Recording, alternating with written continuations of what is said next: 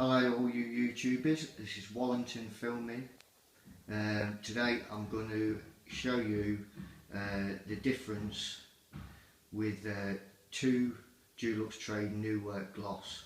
One's been heated up to the point where it's very hot, and one's been left at room temperature. Now the difference between these two glosses is if you work in the trade, or even if you don't work in the trade, if you heat your gloss up first to the point where it's very hot, it will become a runny consistency and will make it easier to apply to an undercoated frame without adding any turps to the gloss whatsoever. As you may well know, if you add turps to any gloss, the more turps you put in to make it easier to use, the more turps you use to make it easier to use, the duller the finish will become. Most of us just have tip turps in a kettle, gloss in a kettle, and add a little bit of turps. That doesn't normally affect the shine that much, but if you can get away without putting any turps in, it's better.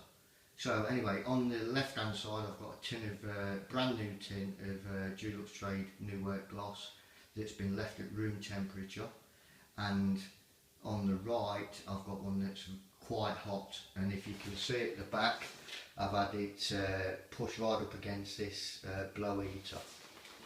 Right, so what I'm going to do now is open the one on the right and show you how thin it is. Right, so here's the one on the right. Now this is going to be quite difficult to, let me see if I can do this. You see how dust drips off like water. So what I'm going to do is try and show you. This could be quite difficult to do one-handed.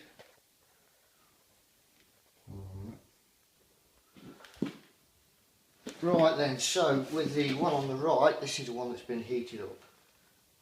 See how thin that is? Yep, very thin. No turps in that whatsoever.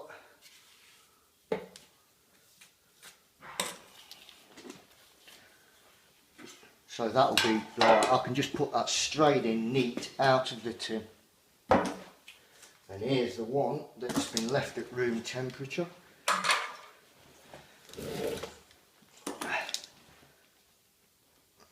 Obviously that needs a stir.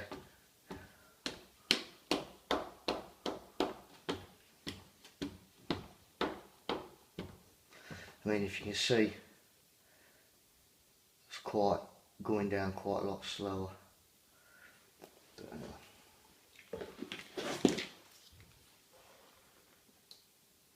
I mean, you probably can't see the difference, but in consistency, this one is, trust me, is a lot thicker, harder to use, and you'll get more sags out of it while it's trying to dry off. So basically, if you heat your gloss up to the point where it's very hot in the tin, you can use it straight on a frame, or you could use it on any woodwork without having to add turps, which means it'll be a lot shinier than the one that you have to add turps to. So basically all I have to do is heat it up to the point where it's dead hot, and you can use that straight out the tin.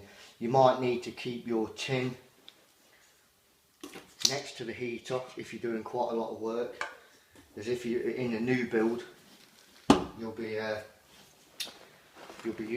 needing to keep topping it up with hot gloss. And that's about it really. So all you've got to do is get your tin of gloss.